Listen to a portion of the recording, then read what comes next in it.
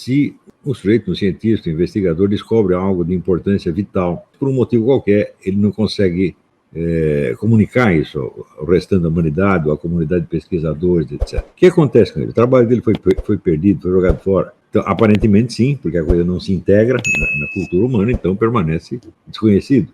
Por outro lado, é sabido que muitos conhecimentos importantes aconteceu exatamente assim, né? Quando, por exemplo, eu descobri o negócio da teoria dos 4 discursos, eu descobri também que Santo Tomás e Avicena tinham vislumbrado a coisa e permaneceu totalmente ignorado. Ninguém ligou para aquilo e ficou durante séculos como se não fosse, como se não existisse.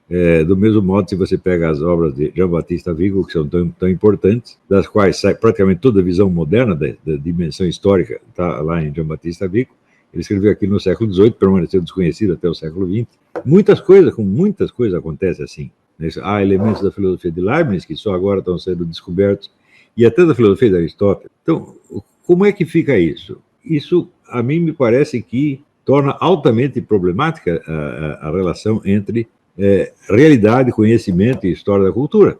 Porque, veja você, se você tomar a palavra realidade como assim, o conjunto, o sistema das coisas e fatos. Eu chamo conjunto ou sistema por quê? Quando eu utilizo a palavra sistema, quer dizer que são elementos que estão articulados entre si. Mas nós sabemos que, na realidade, tem coisas que não estão articuladas umas com as outras. Como dizia Edmund Husserl, não há uma embriologia dos triângulos nem uma trigonometria dos leões.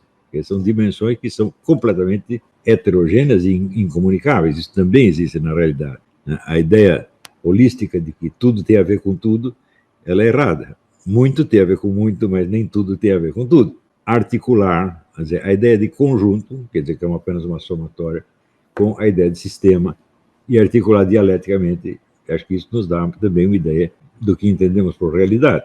Também falando coisas e fatos, porque fato é aquilo que sucede, aquilo que acontece, né? E uma coisa, você não pode dizer que ela esteja acontecendo, uma pedra está parada no chão não quer dizer que ela está acontecendo. Bem, você pode dizer isso, mas o modo de presença de uma coisa não é o modo de presença de um fato. Claro que uma coisa é um fato, tá certo? Ela existe de fato, e um fato também se compõe de coisas, um fato que se passa com coisa nenhuma não é um fato. Então, também aí você tem uma relação dialética de fato e coisa. Então, vamos dizer, a realidade é o conjunto ou sistema, conjunto e sistema dos fatos e coisas. E se você... O que é o conhecimento humano? É o conjunto, o sistema daquilo que um grupo de pessoas muito inteligentes e muito letradas sabe num determinado momento, ou até aquilo que sabe ao longo dos tempos. Porém, nós não temos sequer uma visão disso aí. Por exemplo, nós sabemos que em outras épocas houve ciências altissimamente avançadas, das quais nós perdemos tudo. O exemplo, aquele famoso livro do arqueólogo Schwaller de Luix, o arqueólogo polonês, Le Temple de l'Homme, o Templo do Homem, onde ele, investigando ali o Templo de Luxor, ele descobriu que os egípcios tinham uma ciência cosmológica complexíssima que nos escapa completamente. Toda hora isso acontece, ou seja, nós não temos sequer uma visão do conjunto do conhecimento humano. Mas uma coisa nós sabemos, o conjunto do conhecimento humano, por gigantesco que seja, ele é apenas um átomo em comparação com o conjunto da realidade. Isso quer dizer, a maior parte das coisas nos é desconhecida. Mas aquilo que nos é desconhecido, se faz parte da realidade, tá certo? Então ele tem que ser levado muitíssimo a sério. Existem muitas coisas que, de fato, nos escapam, num infinito de coisas nos escapam, mas nós não podemos fazer de conta como se elas não existissem. Nós não podemos levar em conta só o que a humanidade conhece, embora haja uma tendência muito forte para fazer isso, porque o que a humanidade conhece é muita coisa, é quase inabarcável. Então nós temos a impressão que, vamos dizer, o conjunto do conhecimento humano numa determinada época, uma época que se considera avançada cientificamente, é o conjunto da realidade. A classe científica, sobretudo, nos fala num tom de quem dominasse a realidade. Isso é absolutamente falso. Por mais avançada que esteja uma ciência, mesmo dentro do campo dela, é legítimo assegurar que o número das coisas que ela desconhece é maior do que aquelas que ela conhece. Tá certo? Então, esse desconhecido é que é a realidade. O conhecido é apenas, vamos dizer, uma imagem disso na mente humana. E não pode competir com a realidade nem em extensão e nem em densidade. Porque o conjunto do conhecimento humano não passa de um conjunto de operações mentais e signos que nós temos na cabeça. não coincide com a realidade. Ele pode representar a realidade sob certos aspectos, ou seja, ele coincide com ela sob certos aspectos, mas não sob todos. Né? Então, é mais ou menos a relação entre, vamos dizer, o cardápio e a comida. Todas as comidas que tem no restaurante estão representadas no cardápio, mas não adianta você comer o cardápio. Quer dizer, há uma diferença de plano, como se fosse do plano para o espaço, há uma diferença de dimensão. Então, o conjunto do conhecimento humano está separado da realidade, está distinto da realidade, não só pela sua extensão, mas pela diferença de dimensões. A realidade, para assim dizer, existe na realidade, ela existe no espaço-tempo, e o conhecimento humano só existe sob a forma de registros e signos, não é isso? Registros que podem também, por sua vez, ter uma existência material, por exemplo, bibliotecas, arquivos, microfilmes, tá certo? E isso também é uma existência material. Só que a existência material do registro não é a mesma coisa que a existência material dos objetos sobre os quais o conhecimento versa. Né? Então, por exemplo, se você pega aqui, você tem uma coleção de registros sobre animais e outra coleção de registros sobre minerais. O registro fisicamente tem a mesma forma. São livros, são microfilmes, são arquivos, etc, etc. Mas isso não torna um animal parecido com um mineral. Então, ver, todas essas coisas, elas têm que ser levadas em conta. Nós esquecemos e costumamos raciocinar assim, metonimicamente. Nós damos um salto do instrumento para a função ou da parte para o todo. E isso nos confunde o tempo todo. Esquecemos de fazer essas distinções, que na verdade são elementares. Né? Ainda dentro dessa ordem de considerações, tem o seguinte: você descobrir alguma coisa, descobrir algo que os outros não sabem. A totalidade do conhecimento humano foi descoberta assim. Foi um sujeito que descobriu uma coisa que os outros não sabiam e depois ele contou para os outros. Os outros podem ficar muito contentes com isso, ou podem rejeitar, podem duvidar, pode levar séculos até integrar aquilo. Então, isso quer dizer que o conhecimento sempre começa na consciência individual isolada e depois se dissemina. Então, isso quer dizer que a massa da realidade, para se integrar no conhecimento humano, tem de passar pelo filtro de uma cabeça. Já parou para pensar nisso? Quando Newton descobre a lei da gravitação universal. Bom, os objetos já estavam se relacionando uns com os outros, de acordo com essa lei, fazia milênios, desde que o mundo é mundo, só que ninguém sabia. Isso só entrou na esfera do conhecimento humano através da cabeça de um sujeito chamado Newton. Então, é como se uma coisa imensa tivesse que passar por um buraquinho ínfimo. O buraco da agulha, né? Então, a cabeça do sujeito que descobriu aquilo é o buraco da agulha, por onde esta realidade imensa, que é a relação gravitacional entre os vários corpos, saiu do que era pura realidade e entrou no mundo do conhecimento humano sem deixar de ser realidade. Isso quer dizer que, se não fosse a existência deste indivíduo singular e de muitos outros indivíduos singulares por onde se realizou a mesma operação, nós nada saberíamos. Portanto, você saber algo que os outros não sabem é uma situação muito privilegiada. E eu considero que é uma honra extraordinária que Deus concede a algumas pessoas. Você vê, a maior parte das pessoas se esforça estudando para saber apenas aquilo que os outros sabem. Você faz um curso universitário, tudo que eles vão te ensinar lá é alguma coisa que eles sabem. E você, que não sabe nem isso, você está lá pedindo para as pessoas te ensinar aquilo que elas sabem. E quando você consegue saber uma parte considerável daquilo que os outros sabem, você é considerado um sujeito letradíssimo, cultíssimo, às vezes um cientista, um sábio, etc, etc. Imagina então você saber uma coisa que nenhum deles sabe. Então, isso significa que você se tornou um desses elos pelos quais a realidade passa e se integra no conhecimento humano. E isso, é claro que é uma posição altamente lisonjeira, por assim dizer. E, por isto mesmo, por ser, vamos dizer, um especial favor que Deus concedeu a você, de você ser o, entre aspas, descobridor de alguma coisa, você precisa ver que você é e você tocou na dimensão da realidade sem você ter de passar pelo beneplácito do conhecimento humano. Ou seja, você não tem as bênçãos do conhecimento estabelecido. Você está ali sozinho na jogada.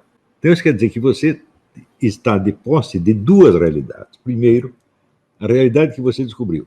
E segundo, o fato de que você descobriu, o qual também é realidade. Então, aconteceu na vida, por exemplo, sei lá, aconteceu na vida de Louis Pasteur, aconteceu na vida de Isaac Newton, aconteceu várias vezes na vida de Leibniz, várias vezes na vida de Aristóteles, viu descobrindo coisas. Então, este fato acontecido a uma inteligência singular, ele faz parte da realidade tanto quanto a realidade que o sujeito descobriu. Então, quer dizer, ele tem duas realidades na mão, das quais ele tem a certeza, de uma ele pode ter a certeza por evidência, por prova, e da outra ele tem a certeza tipo cartesiana, quer dizer, eu penso, logo existo. Quer dizer, ou como dizia o padre Stanislau lá dos Anjos, Se eu sei que sei. Então, eu sei que as coisas são assim, e pior ainda, eu sei que eu sei isso. Então, você está diretamente ancorado na realidade, por assim dizer, por dois pés. Pelo lado objetivo da coisa que você descobriu e pelo lado subjetivo, a certeza que você tem de saber aquilo que você sabe. Isto lhe dá, neste campo, uma autoridade monstro, porque você é o cara que sabe, os outros não sabem. Ou como dizia Isaac Newton, eu estudei isso e você não. Então, aqueles que passam por essa experiência adquirem, vamos dizer, uma segurança de si que a maior parte dos seres humanos jamais vai ter. A maior parte dos seres humanos depende da autoridade do conhecimento. Seja o conhecimento verdadeiro ou falso, pode ser a autoridade da mentira também, que todo mundo repete e você, Maria vai com as outras, você acredita que você, pensando assim, você está escorado numa população inteira, diz, não é possível que estejamos todos enganados ao mesmo tempo. Bom, isso dá uma certeza, sem dúvida, mas isso não se compara de jeito nenhum à certeza do conhecimento solitário, que é sempre dupla, objetiva e subjetiva ao mesmo tempo. Eu sei isto, e porque eu obtive a prova, a demonstração, e eu sei isto porque eu sei que sei. Toda a nossa formação deve ser para nós nos tornarmos capazes disto, saber o que os outros não sabem, e não precisar, portanto, do beneplácito de ninguém. É só assim que você adquire a verdadeira autonomia. Hoje em dia todo mundo fala, não, você tem que pensar com seus próprios miolos, você tem que ser independente, você tem que ser autônomo. Eles não sabem o que eles estão falando, porque nunca aconteceu para esses desgraçados de saber alguma coisa que os outros não sabiam. Nunca. E se acontece por minuto, eles ficam aterrorizados e tratam de esquecer, porque eles não aguentam ficar sozinhos contra todo mundo. Você vê, qual é o momento inaugural da nossa civilização? Não é a crucificação do nosso Senhor Jesus Cristo? Não é a morte do nosso Senhor Jesus Cristo na cruz? E quem ali estava entendendo o que estava se passando? Só ele. Ele não diz, pai, perdoe, porque eles não sabem o que fazem. Eles não sabem o que estão fazendo, mas eu sei o que eles estão fazendo. E pior, só eu sei.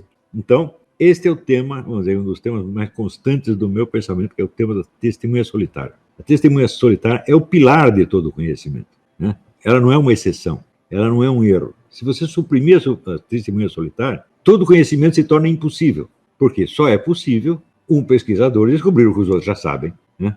Então, a história das ciências consistiria em uma única descoberta, que foi a primeira. Os outros só teriam que repetir a primeira. E nós sabemos que as coisas não são assim. Isso quer dizer que a todo momento alguém descobre uma coisa que os outros não sabem.